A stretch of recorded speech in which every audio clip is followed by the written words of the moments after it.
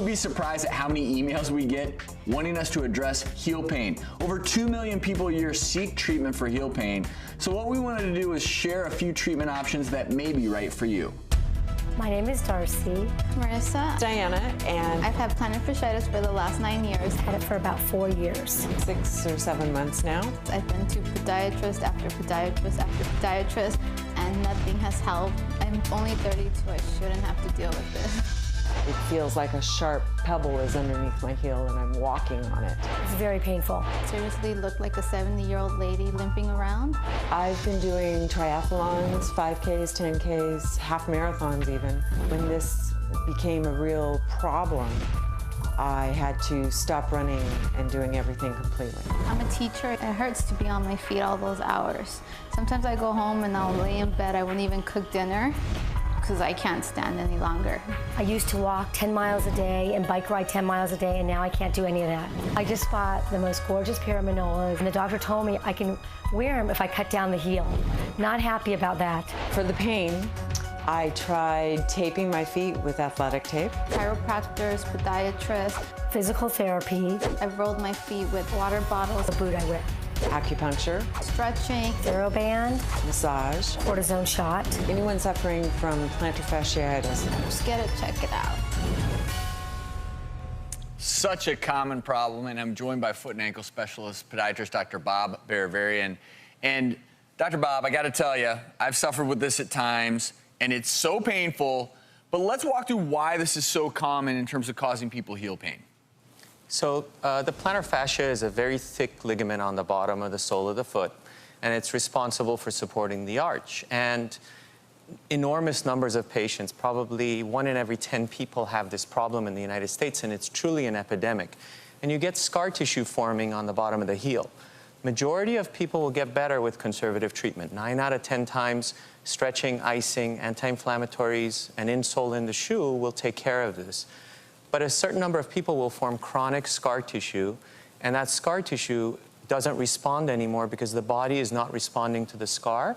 And in those cases, a lot of patients would require surgery, and we want to try to avoid it at all expense. And so that fascia literally runs down the bottom of the foot, and once you get it overly inflamed, scar tissue builds up, that's when the real problems occur, right? Exactly. And so we have 3 ladies here today, Darcy, Diana, and Marissa, and you're going to perform 3 different therapies. These are not first-line treatments, you already mentioned those, but for recalcitrant cases, these can be helpful. Yes, what we call these is restorative therapies. So instead of going in, cutting the fascia, and possibly losing support of the arch, what we want to do is teach the body to come in and heal itself. So what we're doing is increasing the blood supply to the area, helping break up the scar tissue to help the body heal itself. All right, so what is Darcy going to get done here? Darcy is going to get a shockwave therapy. Shockwave is a low-intensity machine. Darcy's had a treatment already once before. I just want to get better. And basically what we're doing is just breaking up the scar tissue.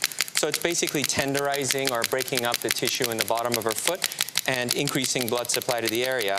And as the machine starts to do it and she starts to feel better, we actually increase the frequency and we increase the depth that it penetrates. How often are you doing something like this for Darcy? Darcy would be once every 2 weeks, and usually 3 to 4 treatments. They're about $300 a treatment, but it's a very, very low-intensity way of doing it. It's great for a person who's in town, available, and wants to have something which is completely non-invasive. Well, that wasn't so bad, was it? No, it wasn't bad at all. All right, so something a little different you're trying with Diana. This is a newer technique, and you're anecdotally seeing some benefits using. So this is a amniotic umbilical cord matrix.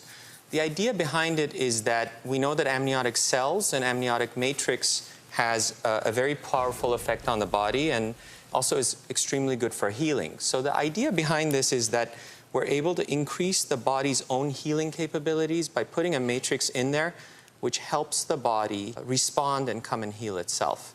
So it's been actually exceptionally good for patients, and it's fairly easy on them. Diana, nothing else has really worked for you? No, it just keeps coming back. And are there studies occurring now to look at this in wide populations to see what benefit it has? There's been numerous studies looking at it, both in tendon, ligament, and actually now they're starting to check it on bone. And what it does is it acts as a matrix for your own body to come in, and it revives the healing process. So in those chronic cases where nothing is responding, what we're able to do is increase the blood supply to the area and actually really put up a red flag for the body to come and treat itself. Ready? I think so. All right. I hope so. Turn your foot a little sideways for me. Okay. Hopefully you won't feel much. Okay. You need to hold on to my hand. Here it is. Squeeze. Thank you. Little pinch, okay? You're gonna feel a little pinch and a little bit of pressure as I put that into the area. And you can see how hard the tissue is if you're here. You feel how tight it is and how scarred it is. That's scar tissue in her plantar fascia. That's it. Wow, Now, how many that of wasn't those, so bad. How many of those injections would it require?